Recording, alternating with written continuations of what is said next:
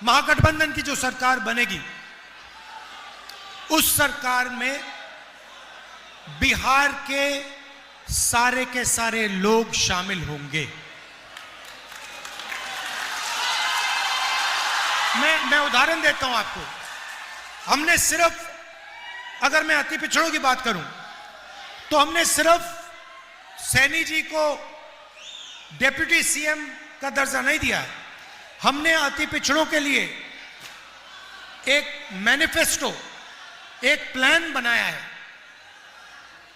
उनके आरक्षण के लिए, उनकी प्रोटेक्शन के लिए, उनके रोजगार के लिए हमने सोच समझकर, उनसे पूछकर हमने प्लान बनाया है। और हमारा काम वैसे ही होता है। हम चाहते हैं कि ये जो सरकार आए, जो आने वाली है, इसमें बिहार की आवाज सुनाई दी, बिहार के युवाओं की आवाज। आजकल क्या हो रहा है? आजकल कहा जाता है कि नीतीश जी की सरकार है, कहा जाता है, मगर आपको क्या लगता है? आपको लगता है कि नीतीश जी सरकार चलाते हैं? मैं आपको बताता हूं, नीतीश जी सरकार नहीं चलाते। नीतीश जी के 3-4 साइड में 3-4 ब्यूरोक्रेट हैं, वो सरकार चलाते हैं। 3-4 अफसर लोग हैं, वो दिल्ली से ऑर्डर लेते हैं, मोदी जी से ऑर्डर लेते हैं और बिहार की सरकार चलाते हैं। यहां पे बीजेपी का नेता आया बिहार में, उसने कहा कि देखिए, बिहार में उद्योग लगाने के लिए जमीन नहीं है।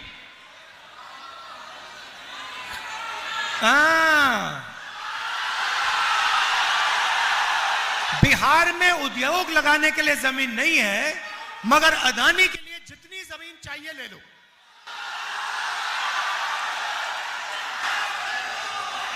आप देखना, यहां पे चंदन जी ने कहा मक्का, मछली और तीसरा दूध। मक्का, मछली और दूध। इनकी जब ये सोचते हैं बीजेपी वाले, इनकी सोच है भैया मक्का अदानी को कैसे जाए, मच्छी अदानी को कैसे जाए, दूध अदानी को कैसे जाए। इनकी ये प्लानिंग है। हिंदुस्तान की सीमेंट की कंपनियां दे दी, एयरपोर्ट दे दिए, पोर्ट दे दिए, सोलर पावर दे दिया, बिजली दे दी, डिफेंस इंडस्ट्री दे दी। ये चाहते हैं कि हिंदुस्तान का सारा धन अदानी और अंबानी जी के हाथ में हो। और हम चाहते हैं कि मक्का, मछली और दूध का फायदा बिहार के लोगों को और बिहार के किसानों को जाए।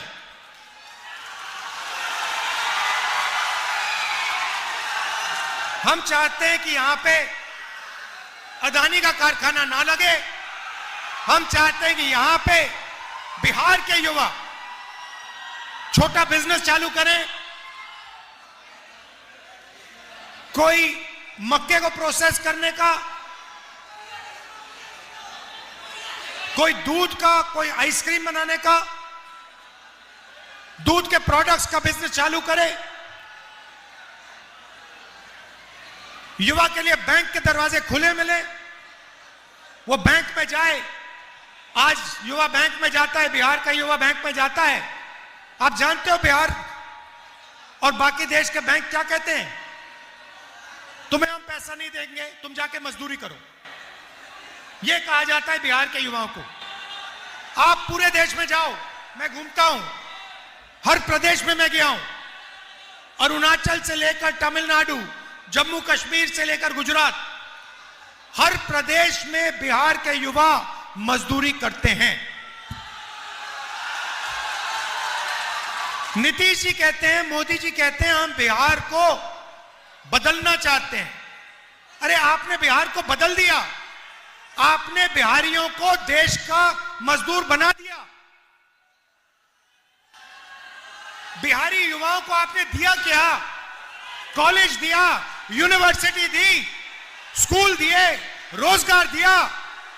कुछ नहीं। आप भाषण देते हो, नीतीश जी को रिमोट कंट्रोल से चलाते हो, अदानी जी को, अंबानी जी को फायदा देते हो। मैं आपसे सवाल पूछता हूं, अंबानी जी की शादी देखी आपने टीवी पे? देखा ना? वहां पे आपको नरेंद्र मोदी दिखे थे ना? राहुल गांधी दिखा था? नहीं। क्यों? क्योंकि मैं आपका हूं, मैं आपके लिए काम करता हूं।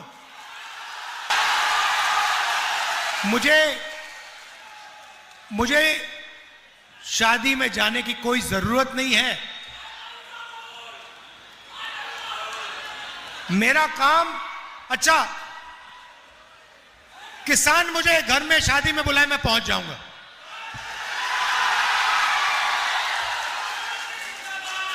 गरीब से गरीब मजदूर मुझे कहे राहुल जी मेरे घर में शादी है, आप आ जाइए, मैं पहुंच जाऊंगा। आज अभी कुछ देर पहले सानी जी और मैं तालाब में मच्छी पकड़ने गए आज सुबह। क्यों? क्योंकि मैं चाहता हूं कोई भी हो, किसान हो, मच्छी मार हो, मजदूर हो, उसे लगे कि मेरे साथ राहुल गांधी खड़ा हुआ है।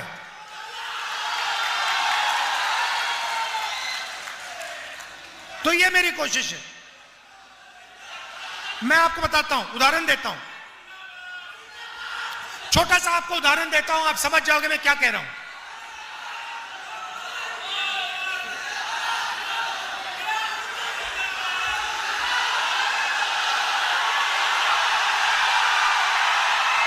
मैंने सुनो, मैंने एक एक्सपेरिमेंट किया। देखो, एक बार मैं यूपी में गाड़ी में जा रहा था।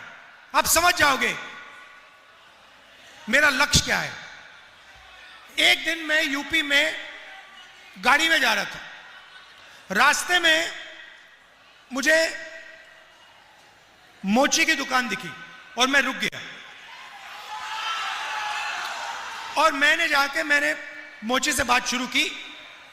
नाम उसका चेतराम है, चेतराम मोची। मैंने उससे बातचीत की। वो मुझे कहता है राहुल जी आप यहां आए हो, आपने मेरी इज्जत की है, मेरी कोई इज्जत नहीं करता। आप आए हो, आपने मेरी इज्जत की। फिर मैं देख रहा था वो जूता बना रहा था, उसका हुनर, उसकी तपस्या थी। पूरी जिंदगी उसने मोची का काम किया, अनलिमिटेड ज्ञान था उसका। और मैंने उससे बातचीत की। मैंने उससे कहा कि चेतराम जी एक बात बताइए, आपको किस चीज की जरूरत है? और उसने मुझे कहा राहुल जी मेरी दुकान बंद हो रही है, मेरी दुकान बंद हो रही है। उसका बेटा कहता है राहुल जी मैं तो पापा के साथ काम नहीं करूंगा, मैं कुछ और करना चाहता हूं। मैंने उससे कहा कि चेतराम जी आपको किस चीज की जरूरत है? उन्होंने मुझे कहा राहुल जी मुझे एक मशीन है, अगर आपने मेरे लिए वो कहीं से मेरे लिए वो आप मशीन ले आए तो मेरी जिंदगी बदल जाएगी, मेरी एक नहीं 2-3 दुकानें हो जाएंगी। तो हमने छोटी सी मशीन, कोई बड़ी मशीन नहीं थी, छोटी सी मशीन थी, 30,000 रुपए की मशीन थी।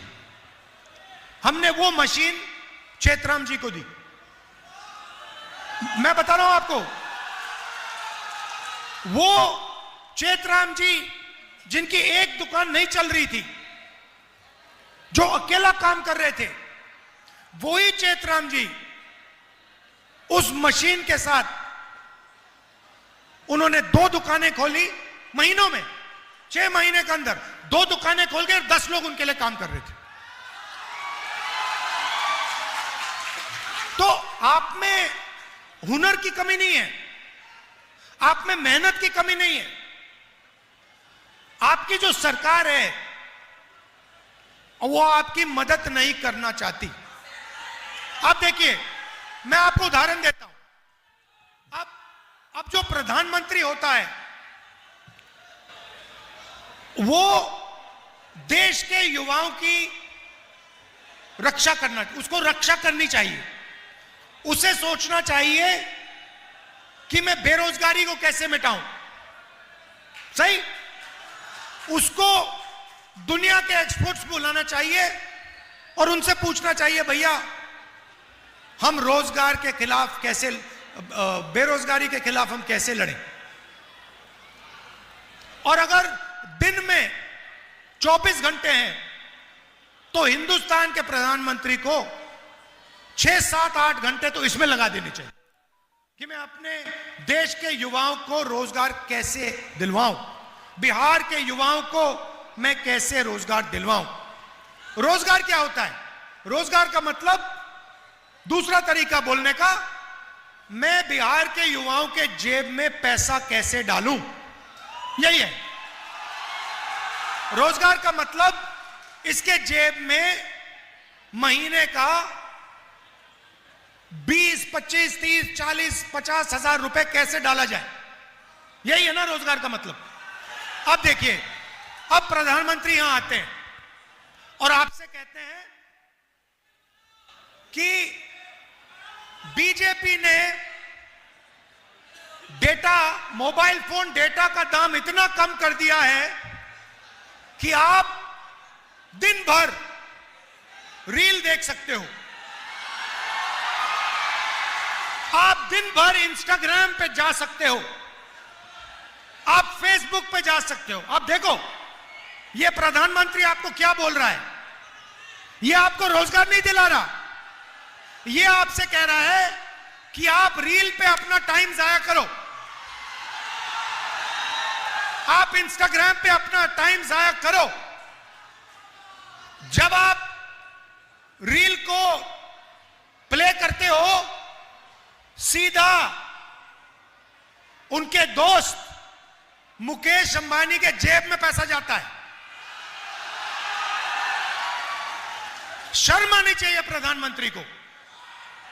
वो पैसा उसको दिलवा रहा है और आपसे कह रहा है कि भैया आप अपनी पूरी जिंदगी रील देखने में लगा दो। मतलब आप सपने में रहो, सपना देखते रहो। रील सपना है, रील से आपको कोई पैसा नहीं मिलेगा, रील से आपके पेट में खाना नहीं जाएगा, रील से आपको रोजगार नहीं मिलेगा। यह सच्चाई है। मैं चाहता हूं कि यह जो फोन है इस पे पीछे आज मेड इन चाइना लिखा है, मैं चाहता हूं इस फोन के पीछे मेड इन बिहार लिखा जाए। और मैं नहीं चाहता हूं कि बिहार के युवा और उनकी ऊर्जा जाया की जाए। आपने इस प्रदेश को बनाया है, जो भी है यहां पे, जो युवा हैं, आपके माता पिता, इन लोगों ने बनाया है। सड़कें हैं, पुल हैं, रेलवे लाइन है, ये आपकी मेहनत से बना है। सही बात है, गलत बात है? ये आपने बनाया है। मैं बेंगलोर में जाता हूं, बिहार के लोग मिलते हैं। मुंबई में बिहार के लोग, अरुणाचल बिहार के लोग, जम्मू कश्मीर बिहार के लोग, लद्दाख गया था मैं, सड़क बन रही थी, 15,000 फुट पे सड़क बन रही थी। लेबर कौन था? लेबर आप थे। बिहार के लोग वहां पे मेहनत कर रहे थे, फटे हुए कपड़े थे, ठंड में। तो आप लद्दाख में सड़क बनाते हो, मुंबई में इमारतें बनाते हो, आईटी का इंफ्रास्ट्रक्चर बनाते हो। इंफोसिस कंपनी वहां पे जो जिस बिल्डिंग में वो रहते हैं, काम करते हैं, वो आपने बनाई है। और बिहार में आपकी सरकार आपको कुछ नहीं करने देती, आपका खून चूसती है। हम चाहते हैं कि जैसे पहले बिहार दुनिया का शिक्षा का सेंटर हुआ करता था, नालंदा यूनिवर्सिटी, पूरी दुनिया से लोग यहां आते थे, जापान से, कोरिया से, चाइना से, इंग्लैंड से, वही हम चाहते हैं। मैंने पिछली मीटिंग में कहा गठबंधन की सरकार शिक्षा पे काम करेगी, कॉलेज, यूनिवर्सिटी, सरकारी स्कूल यहां खोलेगी।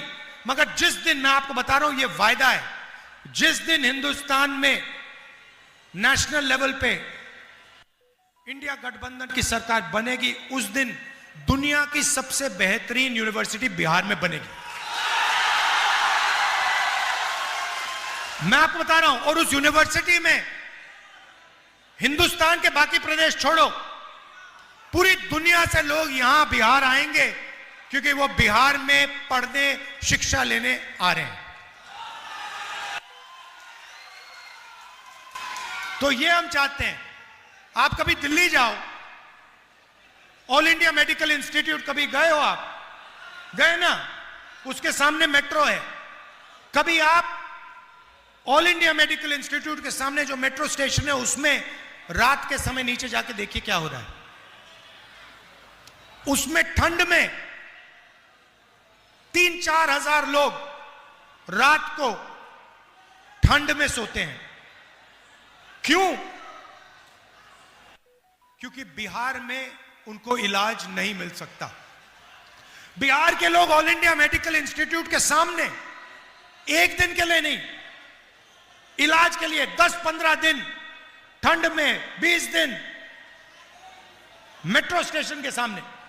क्यों? क्योंकि सब जानते हैं कि बिहार में स्वास्थ्य नहीं मिल सकता। बिहार में लोग अस्पताल में जीने नहीं, मरने जाते हैं। तो अगर आपकी सरकार आपको रोजगार नहीं दे रही है, अस्पताल नहीं दे रही है, शिक्षा नहीं दे रही है, कॉलेज यूनिवर्सिटी नहीं दे रही है, पेपर लीक करा रही है, तो फिर इस सरकार ने आपको दिया क्या?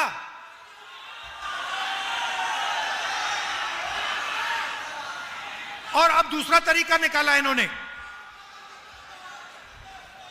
वोटर अधिकार यात्रा में मैंने बिहार का पूरा दौरा किया। सैनी जी भी थे, तेजस्वी जी भी थे। अब यह नया इनका तरीका है वोट चोरी का। ये महागठबंधन के वोटर जो हैं, इनके नाम वोटिंग लिस्ट से काट देते हैं। 100% वोट चोर गद्दी छोड़। और ये सीधा अंबेडकर जी के संविधान पर आक्रमण कर रहे हैं, क्योंकि इस संविधान की नींव आपका वोट है। अगर आपका वोट चला गया तो ये संविधान चला गया। और जो भी पिछड़ों को, अति पिछड़ों को, अल्पसंख्यकों को, गरीब जनरल कास्ट के लोगों को मिला है आज तक, वो सब गायब हो जाएगा। आजादी से पहले जो यहां पे हालत थी, वो फिर से हो जाएगी। राजा महाराजा, उनका राज चलेगा। तो आपको यह भी देखना है कि चुनाव के समय ये लोग वोट चोरी ना करें। पोलिंग बूथ पे आपको खड़ा रहना है, वोटिंग लिस्ट चेक करनी है कि ये वोट चोरी ना करें और आपके हाथ से फिर से सरकार ना छीन ले। मध्य प्रदेश, हरियाणा, महाराष्ट्र, ये सारी की सारी सरकार इन्होंने चोरी की है। वोट चोरी करके सरकार हरियाणा में बनाई है, वोट चोरी करके सरकार महाराष्ट्र में बनाई। तो ये आपको नहीं होने देना है। आप यहां पे युवा हैं, चंदन यादव जी हैं, पीछे अनुपम जी भी बैठे हैं, मुझे दिख रहे हैं। आप इनका समर्थन कीजिए, भारी बहुमत से इन दोनों को जिताइए। जय हिंद, जय बिहार, धन्यवाद।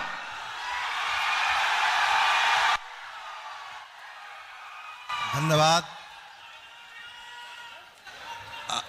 अब आप कांग्रेस के जिला अध्यक्ष डॉक्टर अविनाश कुमार अविनाश जी धन्यवाद ज्ञापन करेंगे। अविनाश कुमार अविनाश जी।